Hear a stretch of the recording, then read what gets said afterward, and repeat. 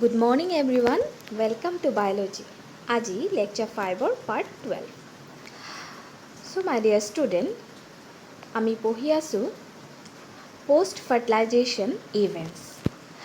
নিষেচনোত্তৰ পৰিঘটনাসমূহ আৰু যোৱা কালি আমি এটি বিশেষ চৰিত্ৰ নিষেচনোত্তৰ পৰিঘটনাৰ আমি আলোচনা কৰিলো বীজৰ বিকাশ। আহা আজি আমি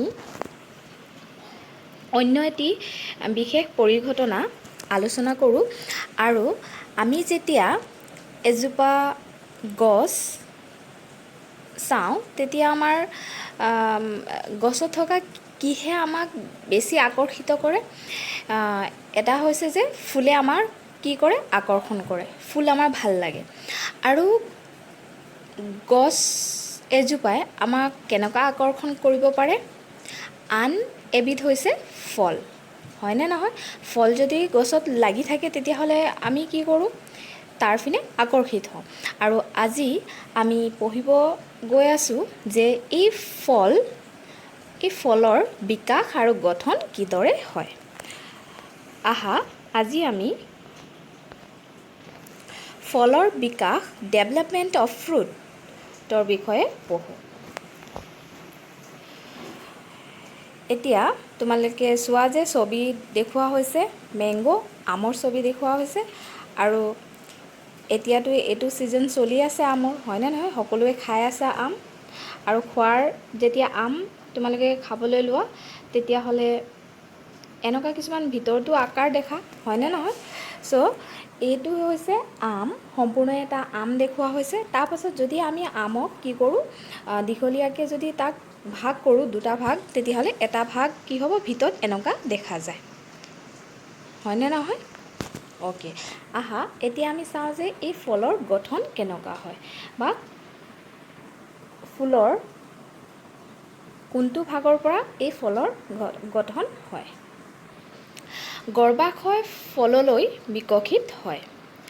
তোমালোকে যোৱা কালি আমি এটা ডায়েগ্ৰাম চাইছিলোঁ যে গৰ্ভাশয় আৰু তাৰপিছত বিভিন্ন অংগসমূহ আমি ফুলৰ চাইছিলোঁ আৰু ফুলৰ বিভিন্ন অংগৰ পৰা কিদৰে সেইবোৰ বিকশিত হৈ বিভিন্ন ফল আৰু বীজৰ আকাৰলৈ ৰূপান্তৰিত হয়, হয়নে নহয়? এতিয়া কোৱা হৈছে যে গৰ্ভাশয় বা অভেৰী কি হয়, ফললৈ বিকশিত হয়। তেতিয়াহ'লে ফল কোনটো অংগৰ, ফুলৰ কোনটো অংগৰ পৰা গঠন হয়, তেতিয়াহ'লে আমি ক'ব পাৰোঁ যে গৰ্ভাশয়। অ'কে, গৰ্ভাশয়ৰ বেৰখন ফলৰ বেৰলৈ বিকশিত হয় আৰু যাক কোৱা হয় ফলটপ। তেতিয়াহ'লে গৰ্ভাশয়ৰ বেৰখনে কি হয়, বিকশিত হৈ ফলৰ এই বাহিৰৰ আৱৰণখন গঠন হয় বা সেই বেৰখন গঠন হয় আৰু যাক আমি ফলটপ বা পেৰিকাৰ্প বুলি ক'ব পাৰোঁ। ইয়াত তোমালোকে চোৱা, যেতিয়া আমি ফলটোক আমি দুটা ভাগ কৰিছোঁ, আমটোক দুটা ভাগ কৰিছোঁ, এটা ভাগত দেখুওৱা হৈছে এক্স'কাৰ্প, হয়নে নহয়? মেছ'কাৰ্প আৰু এণ্ড'কাৰ্প। এক্স'কাৰ্প হৈছে বহিতক, তাৰপিছত মেছ'কাৰ্প হৈছে মধ্যস্থক আৰু এণ্ড'কাৰ্প হৈছে অন্তস্থক। তেতিয়াহ'লে এক্স'কাৰ্প মানে হৈছে একেবাৰে বাহিৰৰ আৱৰণ। ইয়াত আমৰ একেবাৰে বাহিৰৰ যোনটো আমি বাকলি আৰু আমি নাখাওঁ, সেই বাকলিটো পেলাই দিওঁ, সেই অংশটোৰ নামেই হৈছে এক্স'কাৰ্প। অ'কে, আৰু সেই এক্স'কাৰ্প কি কৰোঁ, আমি নাখাওঁ, সেইটো হৈছে একেবাৰে বাহিৰৰ আৱৰণ। তাৰপাছত ভিতৰত চাবা যে ৰসাল কিছুমান অংশ আছে নাই, এই অংশটোৱে কি কৰিছোঁ, আমি খাইছোঁ, আৰু এইটোৱে হৈছে মেছ'কাৰ্প। তেতিয়া কোনটো অংশ আমি খাওঁ, এই মেছ'কাৰ্প। আৰু মেছ'কাৰ্প সাধাৰণতে কি হয়, ফলৰ সেই ৰসাল অংশটো। আৰু মেছ'কাৰ্পক অসমীয়াত কোৱা হয় মধ্যস্থক। আৰু তাৰপাছত চোৱা অন্তস্থক, ভিতৰৰ এই বীজৰ আৱৰণ এটা চাইছানে, বাহিৰৰ যোনটো আৱৰণ হয়, এই খোলাটোৰ নামেই হৈছে এণ্ড'কাৰ্প বা অন্তস্থক। এতিয়া চোৱা, যেতিয়া আমাৰ আম খোৱা শেষ হৈ যায় তেতিয়া আমি কি কৰোঁ, গুটিটো পেলাই দিওঁ, হয়নে নহয়? বীজটো আমি পেলাই দিওঁ। কিন্তু সেই বীজটো পেলোৱাৰ আগত যদি আমি বিচাৰোঁ যে ইয়াৰ ভিতৰত কি আছে, কেতিয়াবা আমাৰ এনেকুৱা কুৱেৰিছো থাকিব পাৰে যে ইয়াৰ ভিতৰত কি আছে, তেতিয়া যদি আমি ইয়াক আকৌ কি কৰিব বিচাৰোঁ, ভাগ কৰিব বিচাৰোঁ, তেতিয়াহ'লে তলত চোৱা এই এণ্ডোকাৰ্প বা অন্তঃস্থক যদি আমি আকৌ ভাগ কৰি দিওঁ, তেতিয়াহ'লে ভিতৰত কি থাকিব, এটা এম্ব্ৰায়' থাকিব।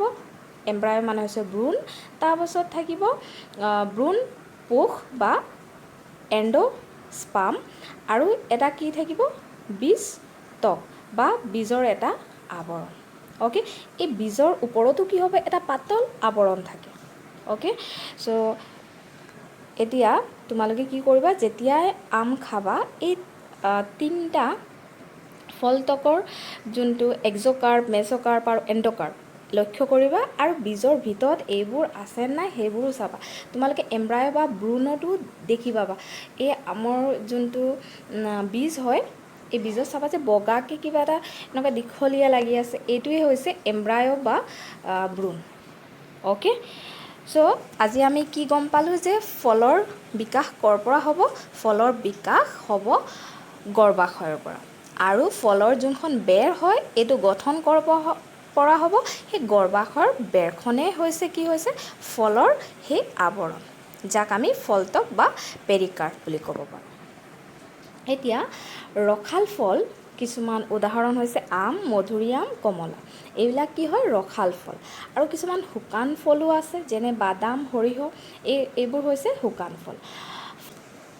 বীজৰ বিস্তাৰণৰ বাবে অনেক কৌশল উদ্ভাৱন কৰে, আৰু এইবোৰ যে কেতিয়াবা ৰসাল ফল, কেতিয়াবা শুকান ফল, এই গোটেইবোৰ কি হৈছে কিছুমান কৌশল, কিহৰ বাবে, চ' যাতে ফলে কি কৰিব পাৰে, সিহঁতৰ বীজবিলাক বিস্তাৰ কৰিব পাৰে, বহুতো ঠাইলৈ স্প্ৰেড কৰিব পাৰে। অ'কে, চ' এই শুকান ফলেই হওক বা ৰসাল ফলেই হওক, এইবোৰ হৈছে ফলৰ কিছুমান কৌশল, আৰু নতুন নতুন কিছুমান কৌশল সিহঁতি উদ্ভাৱন কৰে, যাৰ দ্বাৰা কি হৈছে সিহঁতৰ বীজৰ কি হয়, বিস্তাৰ হ'ব পাৰে যাতে। অ'কে, চ' আজি আমি কি গম পালোঁ যে গৰ্ভাশয়ৰ পৰা ফলৰ বিকাশ হয়। ফলৰ ফলটক তিনিটা আছে, এক্সোকাৰ্প, তাৰ মানে হৈছে বহিস্থক, তাৰপাছত হৈছে মধ্যস্থক, মেছ'কাৰ্প, তাৰপাছত হৈছে অন্তস্থক বা এণ্ডোকাৰ্প। অ'কে, তাৰপিছত আমি চাইছোঁ যে বীজৰ বিস্তাৰণৰ বাবে ফলে কিছুমান কৌশল অৱলম্বন কৰে, যেনে কেতিয়াবা ৰসাল ফল, কেতিয়াবা শুকান ফল, সিহঁতি তেনেকুৱা কিছুমান কৌশলো কি কৰে, সিহঁতি অৱলম্বন কৰে, যাতে সিহঁতৰ কি হ'ব পাৰে, বিস্তাৰ হ'ব পাৰে। অ'কে, চ' এইবোৰ হৈছে কিছুমান কৌশল। আশা কৰিছোঁ তোমালোকে বুজি পালা যে কিহৰ কাৰণে ৰসাল ফল আৰু শুকান ফল এইবোৰ আমাৰ প্ৰকৃতিত আমি পাইছোঁ।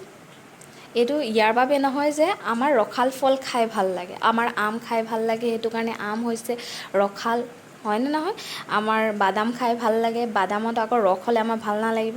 চ' আমাৰ নিজৰ চইচৰ কাৰণে, আমাৰ ছেটিছফেকশ্যনৰ কাৰণে প্লাণ্টে এইবোৰ কৰা নাই।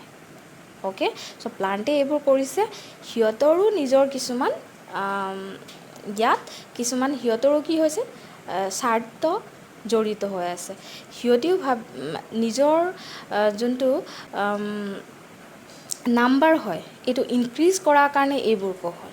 অ'কে, চ' তোমালোকে পাহৰি নাযাবা, আমি চেপ্টাৰখনেই পঢ়ি আছোঁ যৌন প্ৰজনন, আৰু যৌন প্ৰজননৰ উদ্দেশ্য কি হয়, নতুন জীৱৰ উৎপন্ন, আৰু ইয়াত সপুষ্পক উদ্ভিদে কি কৰিছে, যৌন প্ৰজনন সিহঁতি দেখাইছে কিহৰ কাৰণে, যাতে যৌন প্ৰজননৰ দ্বাৰা সিহঁতি কি কৰিব পাৰে, নিজৰ সংখ্যাটো বিস্তাৰ কৰিব পাৰে, আৰু নিজৰ সংখ্যা বিস্তাৰ কৰাৰ কিহৰ দ্বাৰা কৰিব, বীজৰ দ্বাৰা। সেইটো কাৰণে বীজটো কি হয়, বহুতো প্ৰটেক্টেড হৈ থাকে, আৰু এই বীজটো যাতে নষ্ট নহয়, ইয়াৰ বাবে কি হৈছে, এই ফলৰ যোনটো গঠন, ইয়াৰ বাবে সেইকাৰণে কি হৈছে, বীজবোৰ কি হয়, সদায় ফলৰ ভিতৰতে থাকে। অ'কে, চ' আশা কৰিছোঁ তোমালোকে বুজি পালা। এতিয়া আহা ফলৰ দুটা প্ৰকাৰৰ বিষয়ে আলোচনা কৰোঁ। প্ৰথম প্ৰকাৰ হৈছে প্ৰকৃত ফল, ট্ৰু ফ্ৰুট, আৰু দ্বিতীয় প্ৰকাৰ হৈছে অপ্ৰকৃত ফল, ফলছ ফ্ৰুট। এতিয়া প্ৰকৃত ফল বা ট্ৰু ফ্ৰুট কাক কোৱা হয়, যদি যিকোনো ফল গৰ্ভাশয়ৰ পৰা গঠন আৰু বিকাশ হয় তেতিয়াহ'লে ইয়াকে প্ৰকৃত ফল বুলি কোৱা হয়। যেনে আঙুৰ, তিয়হ এইবোৰ হৈছে কি প্ৰকৃত ফল। কিহৰ বাবে? কিয়নো সিহঁতৰ গঠন হৈছে গৰ্ভাশয়ৰ পৰা। আৰু অপ্ৰকৃত ফল হৈছে এনে কিছুমান ফল যিবোৰ কি হয় পুষ্পাক্ষৰৰ পৰা বিকাশ আৰু গঠন হয়। আৰু সেইবোৰ যেনে উদাহৰণ হৈছে আপেল, ষ্ট্ৰবেৰী এইবোৰ হৈছে উদাহৰণ কিহৰ অপ্ৰকৃত ফলৰ। তেতিয়াহ'লে কি হয় গৰ্ভাশয়ৰ বাহিৰে যদি ফুলৰ যিকোনো পুষ্পাক্ষৰৰ পৰা যদি ফলৰ বিকাশ হয় তেতিয়াহ'লে সেইবোৰকে আমি কি ক'ব পাৰোঁ অপ্ৰকৃত ফল। এতিয়া চোৱা ডায়েগ্ৰামত দুটা দেখুওৱা হৈছে ট্ৰু ফ্ৰুট বা প্ৰকৃত ফল যেনে গ্ৰেপ বা আঙুৰ আৰু হৈছে আন এটা দেখুওৱা হৈছে এপল ফলছ ফ্ৰুট। এতিয়া চোৱা পেৰিকাৰ্ভ বা ফল ত্বক ইয়াত দেখুওৱা হৈছে বাহিৰৰ আৱৰণ, ফ্ৰুট মানে ফল, ফল কি হৈছে ছল এণ্ড অভেৰী তাৰমানে কি হৈছে ৰসে কি হৈ গৈছে ভৰ্তি হৈছে আৰু ইয়াৰ বাবে কি হৈছে ফুলি গৈছে। কোনটো অংশ ফুলি গৈছে? এইটো হৈছে অভেৰী তাৰমানে হৈছে গৰ্ভাশয়।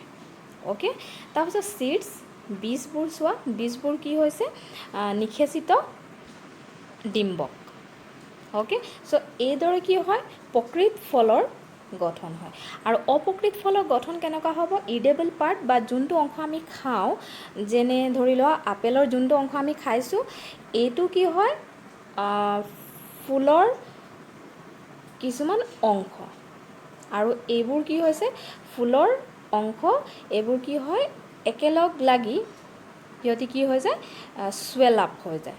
অ'কে, ফুলি উঠে আৰু এইবোৰে কি হৈছে ফুলৰ কিছুমান অংশৰ পৰাই এইবোৰ গঠন হৈছে, এইবোৰ গৰ্ভাশয়ৰ পৰা গঠন নাই হোৱা। অ'কে, আৰু আপেলৰ যোনটো অংশ আমি খাইছোঁ এইবোৰ কি হৈছে ফুলৰ কিছুমান অংশৰ পৰাই উৎপত্তি। তাৰপাছত পেৰিকাৰ্ভ বা ফল ত্বক কি হৈছে ভিতৰত অৱস্থিত থাকে। আৰু তোমালোকে যেতিয়া আপেল খাবা তেতিয়া চাবা যে ভিতৰত কি হৈছে য'ত বীজ থাকে তাত এটা কভাৰ থাকে। অ'কে, এই কভাৰটোৱে হৈছে পেৰিকাৰ্ভ। অ'কে, তাৰপাছত চোৱা কোৰ একেবাৰে ভিতৰত কি থাকে গৰ্ভাশয়। অ'কে, তাৰপাছত তাতে কি হ'ব চিডছ দেখিছানে নাই? চিডছ বীজবোৰ থাকে। চ' এনেকুৱাই কি হয় প্ৰকৃত ফলৰ গঠন আৰু অপ্ৰকৃত ফলৰ গঠন। অ'কে, চ' আশা কৰিছোঁ বুজি পালা। তাৰপাছত আন এবিধ ফল হৈছে অনিষেচিত ফল। কোনবোৰক আমি অনিষেচিত ফল বা পাৰ্থেন'গ্ৰাফিক ফ্ৰুট বুলি ক'ম? এনে কিছুমান প্ৰজাতি আছে য'ত নিষেচন নোহোৱাকৈ ফলৰ বিকাশ হয়। এনেও কিছুমান ফল আছে প্ৰকৃতিত দেখা যায় যে সিহঁতি কি কৰে নিষেচন নোহোৱাকৈ কি হৈ যায় ফলৰ গঠন কৰে আৰু এই ফলবিলাককে কোৱা হয় অনিষেচিত ফল। অ'কে, আৰু ইয়াত বিশেষকৈ চাবা কলে হৈছে অনিষেচিত ফলৰ এটি বিশেষ উদাহৰণ। ইয়াত দেখুওৱা হৈছে বিভিন্ন ফল যোনবোৰ কি হয় অনিষেচিত ফল বুলি কোৱা হৈছে। আৰু অনিষেচিত ফলত চাবা বীজবোৰ কি হয় কেতিয়াবা নাথাকে। অ'কে, চ' এই ফলবিলাক কেনেকুৱা গঠন হয় নিষেচন নোহোৱাকৈ।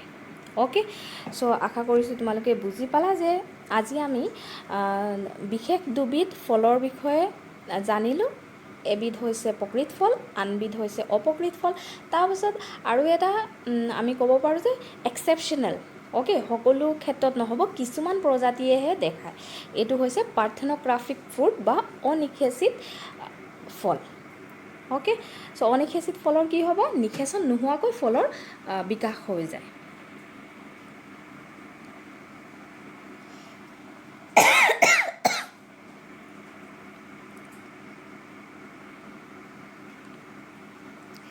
এতিয়া তোমালোকে এই ডায়েগ্ৰামটো চোৱা যে ফুলৰ কি কি অংশৰ পৰা আমি ফল আৰু বীজ পাওঁ। অ'কে, এতিয়া চোৱা ইয়াত ফলৰ জাইগ'ট তাৰমানে হৈছে যোজন কোষৰ পৰা কিহৰ বিকাশ হয় এম্ব্ৰায়' তাৰমানে ভ্ৰূণৰ। আৰু চোৱা ভ্ৰূণ ক'ত থাকে বীজৰ এটি অংশ হৈছে ভ্ৰূণ ভিতৰত থাকে, বীজৰ ভিতৰত থাকে। তাৰপাছত চোৱা ইণ্টিগুমেন। অ'কে, ইণ্টিগুমেন হৈছে ভ্ৰূণস্থলীৰ বাহিৰৰ চাবা কিছুমান আৱৰণৰ কথা, আমি স্তৰৰ কথা পাতিছিলোঁ, হয়নে নহয়?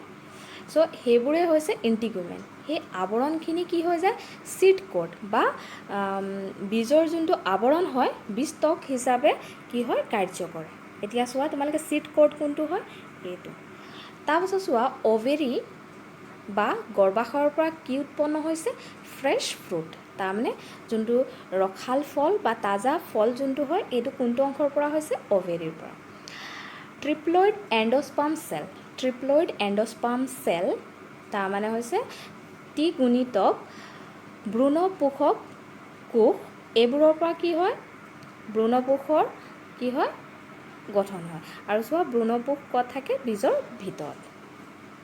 অ'কে, তেতিয়াহ'লে বীজ কি হয়, বীজ হৈছে নিষেচিত ডিম্বক।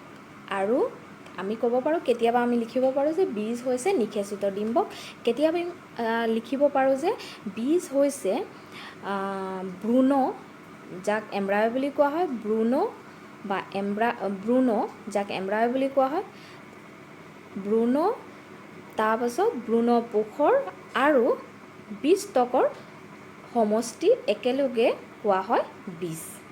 অ'কে, তাৰপিছত ফল বা ফ্ৰুট কাক কোৱা হয়, অভেৰী ৱাল। তাৰমানে হৈছে গৰ্ভাশয়ৰ যোনটো বেৰ, এইটো সিহঁতে কি কৰে, ফলৰ বেৰ হিচাপে কাৰ্য কৰে, হয়নে নহয়? আৰু এই ফলৰ গঠনটো কিহৰ কাৰণে, মেকানিজম ফৰ চিড ডিছপাৰ্জেল। চ' ফলৰ একচুৱেলি আমি জানিব লাগে যে ফলৰ গঠন এই সপুষ্পক উদ্ভিদৰ কিহৰ বাবে হৈছে, এটাই সিহঁতৰ উদ্দেশ্য হৈছে যে বীজৰ বিস্তাৰণ, তাৰমানে বীজ যাতে সুৰক্ষিত হৈ থাকে আৰু তাৰ যাতে বিস্তাৰ হয়, তাৰ সেই বীজৰ পৰা যাতে নতুন কি হয়, উদ্ভিদ তাৰ পৰা গঠন হয়, সিহঁতৰ এইটোৱে হৈছে কি উদ্দেশ্য।